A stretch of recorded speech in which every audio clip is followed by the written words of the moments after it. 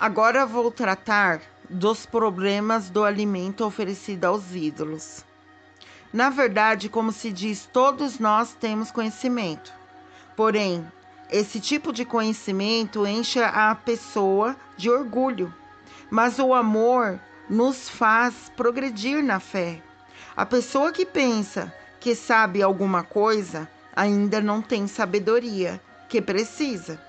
Mas quem ama a Deus é conhecido por Ele. Quanto a comer alimentos que tenham sido oferecidos aos ídolos, nós sabemos que um ídolo representa alguma coisa que realmente não existe. E sabemos que existe somente um Deus, pois existe os que são chamados de deuses, tanto no céu como na terra, como também existe muitos deuses e muitos senhores, porém, para nós não existe. Existe somente um Deus. O Pai e Criador de todas as coisas, para quem nós vivemos. E existe somente um Senhor, que é Jesus Cristo, por meio de quem todas as coisas foram criadas e por meio de quem nós existimos. Mas nem todos conhecem essa verdade. Existem pessoas tão acostumadas com os ídolos que até agora comem desses alimentos, pensando que eles pertencem aos ídolos. A consciência dessas pessoas é fraca e por isso elas se sentem impuras quando comem desses alimentos. Não é esta ou aquela comida que vai fazer com que Deus nos aceite. Nós não perderemos nada se não comer e não ganharemos nada se comermos desse alimento.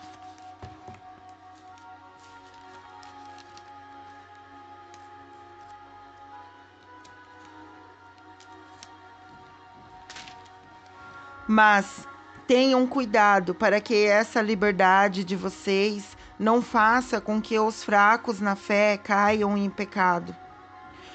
Porque se uma pessoa que tem a consciência fraca, esse assunto vir você, que tem conhecimento, comendo alimentos no templo de um ídolo, será que você e essa pessoa não vão querer também comer o alimento oferecido aos ídolos?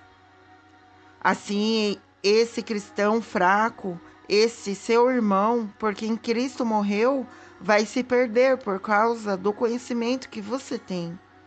Desse modo, pecando contra o seu irmão e ferindo a consciência dele, você estará pecando contra Cristo.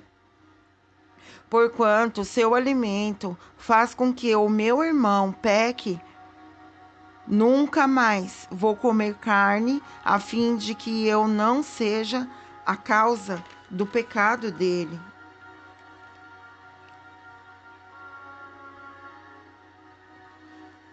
Irmãos, eu quero que vocês lembrem do que aconteceu com os nossos antepassados que seguiram Moisés.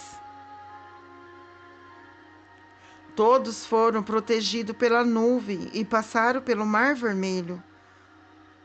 Como seguidores de Moisés, eles foram batizados na nuvem e no mar. Todos comeram da mesma comida espiritual e beberam da mesma bebida espiritual, pois bebiam daquela rocha espiritual que ia com eles. E a rocha era Cristo. Mas Deus não ficou contente com a maioria deles, e por isso eles morreram, e os seus corpos ficaram espalhados no deserto. Tudo isso aconteceu a fim de nos servir de exemplo, para nós não querer a mesma coisa, mas como eles quiseram. Nem adorarmos ídolos, como alguns deles adoraram. Como diz as Escrituras Sagradas, o povo sentou-se para comer e beber e levantou para se divertir. Não devemos cometer imoralidade sexual, como alguns deles fizeram, e por eles fizerem isso, 23.000 deles caíram mortos num dia só. Não devemos pôr à prova a paciência de Cristo, como alguns deles fizeram, e por isso foram mortos pelas cobras. Vocês não devem se queixar, como fizeram alguns deles, e por isso foram destruídos pelo anjo da morte. Tudo isso aconteceu com os nossos antepassados, a fim de servir de exemplo para os outros. E aquelas coisas foram escritas a fim de servirem de aviso para nós, pois estamos vivendo no fim dos tempos. Portanto, aquele que pensa que está em pé, é melhor ter cuidado para não cair. As tentações que vocês têm de enfrentar são as mesmas que os outros enfrentaram, mas Deus cumpre a sua promessa e não deixará que vocês sofram tentações e que vocês não sofram tentações e que não têm forças para suportá-las. Quando uma tentação vier, Deus dará força a vocês para suportá-la e assim vocês poderão sair dela. Por isso, meus queridos amigos, fujam da adoração a ídolos. Eu falo com vocês como com pessoas que têm capacidade de entender o que estou afirmando. Julguem vocês mesmos o que estou dizendo. Pense no cálice pelo qual damos graça a Deus e a ceia do Senhor. Será que quando bebemos desse cálice, estamos tomando parte do sangue de Cristo? E quando participamos e comemos o pão, não estamos tomando parte no corpo de Cristo? Mesmo sendo muitos, todos comemos do mesmo pão, que é um só, e por isso somos um só corpo. Pertence no povo de Israel aqueles que comem as coisas oferecidas em sacrifícios, tomem parte juntos dos sacrifícios, que é oferecido a Deus no altar. O que é que eu quero dizer com isso? É que o ídolo ou o alimento que é oferecido a ele tem algum valor? É claro que não.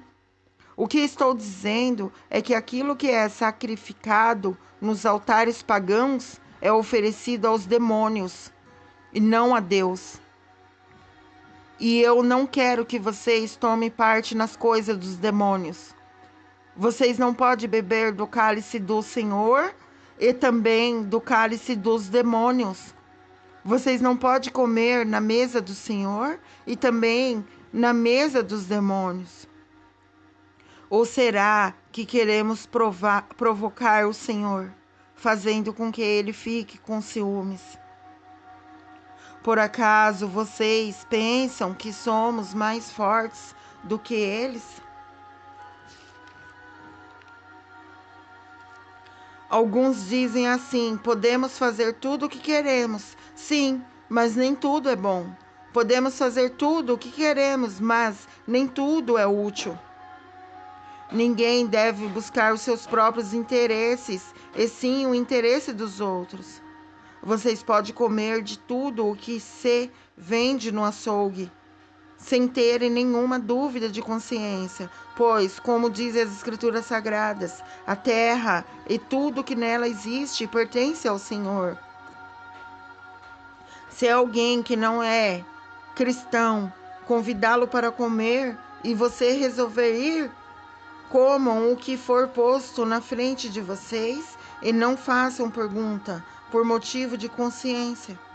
Mas se alguém disser a vocês: essa comida foi oferecida aos ídolos, nesse caso não comam, por causa daquele que disse isso e também por motivo de consciência.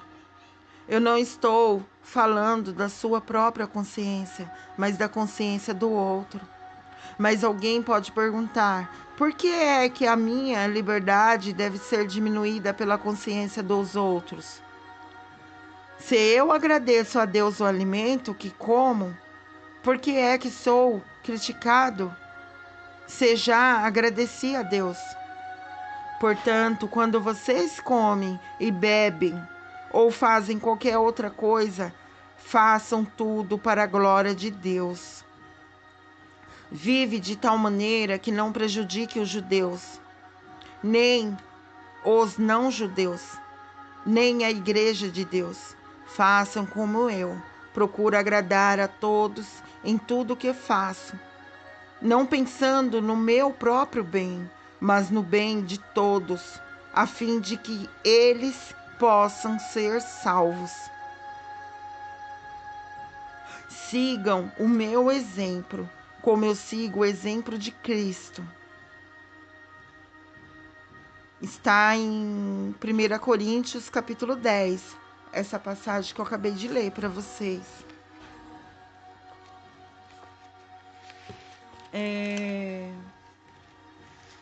Tem mais uma passagem que eu gostaria de falar para vocês. Existe um livro que hoje não está em todas as Bíblias católicas, que é o livro de Baruque 6.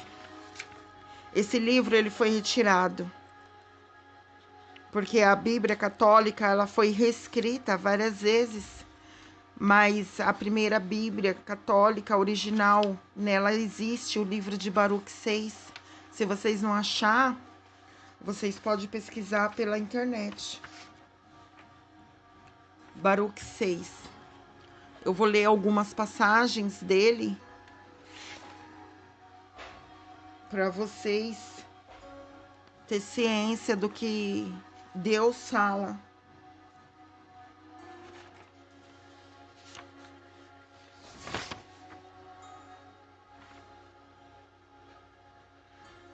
Com relação à verdade.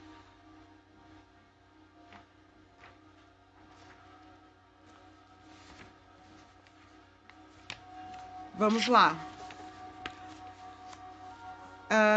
Em Baruque 6, eu vou ler o verso 1. É por causa dos pecados que cometeste contra Deus que idem deportados para a Babilônia, como prisioneiros, por Nabucodonosor, rei da Babilônia. O rei dos babilônios, né? Desculpa. No versículo 5 diz: quando virdes a multidão comprimir-se em torno deles para adorá-los, dizei no silêncio de vosso coração: é somente a vós, o Senhor, que devemos adorar. No versículo 9 diz: e confeccionam coroas para serem colocadas na cabeça de suas divindades. Acontece até que os sacerdotes roubam o ouro e a prata para utilizá-los em proveito próprio. No versículo 12 diz: precisam, porém, tirar-lhes do rosto a poeira que neles se acumula. No versículo 15 diz: quando a ferramenta de um homem se quebra, perde a utilidade. Assim também acontece com seus deuses.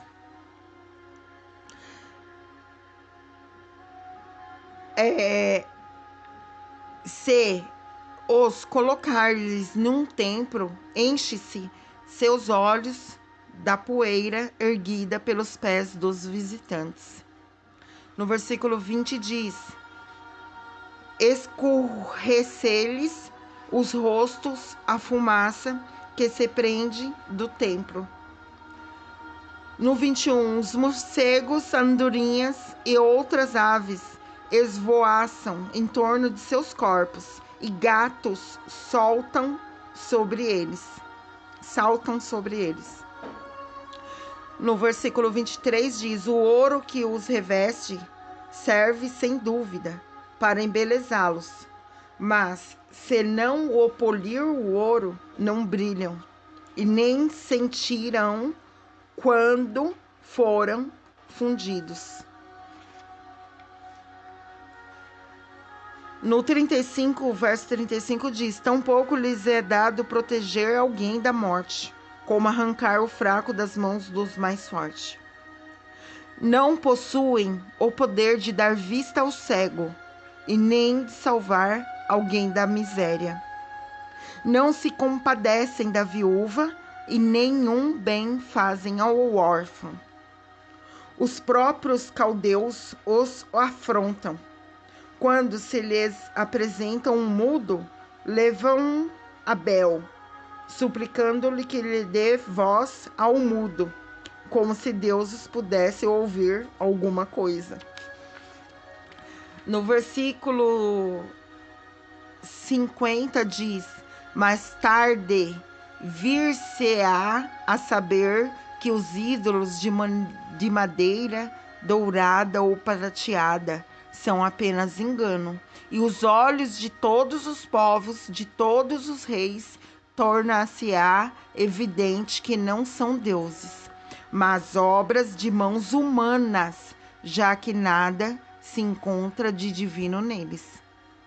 Se o fogo atinge o templo desses ídolos de madeira dourada ou prateada, seus sacerdotes procuram salvar-se, portanto-se ao abrigo, enquanto seus deuses são consumidos no incêndio. Esses deuses de madeira prateada e dourada nem mesmo podem defender-se contra ladrões. Valem mais que eles os animais, pois, ao menos pela fuga, têm a faculdade de procurar a segurança no abrigo. Gente, é muito forte a revelação que tem com relação aos ídolos, tá? A Bíblia condena, Deus abomina, tá? Eu senti no meu coração de vir trazer algumas dessas passagens para vocês hoje, tá?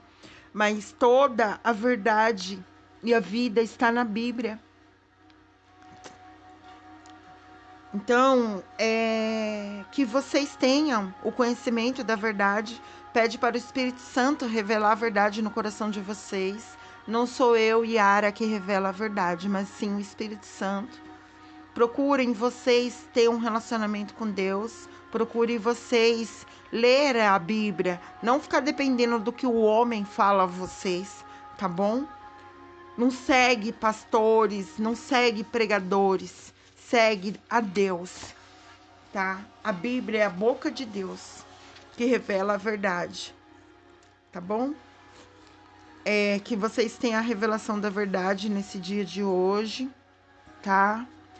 E eu desejo a todos vocês um ótimo sábado, em nome de nosso Senhor Jesus Cristo, e que vocês tenham a revelação da verdade, porque o mesmo bem que eu quero para mim, eu quero para todos vocês, tá bom? Fiquem na paz de nosso Senhor. Beijo no coração de todos. Ótimo sábado.